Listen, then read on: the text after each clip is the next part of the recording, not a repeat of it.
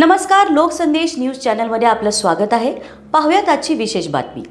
February महिन्यात होणाऱ्या जिल्हा परिषद आणि पंचायत समितीच्या निवडणुकीच्या पार्श्वभूमीवर आज सांगलीमध्ये पालकमंत्री चंद्रकांतदादा पाटील यांनी सांगली ग्रामीण जिल्ह्यातील सर्व महत्त्वाच्या पदाधिकाऱ्यांची आणि आमदारांशी चर्चा केली.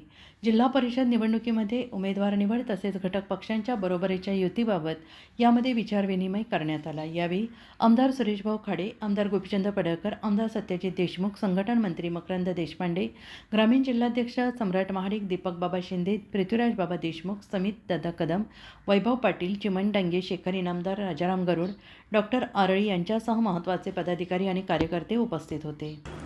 अशाच विशेष घडामोडींसाठी आमच्या यूट्यूब चॅनलला सबस्क्राईब करा, फेसबुक पेजला लाईक करा आणि इन्स्टाला फॉलो करा.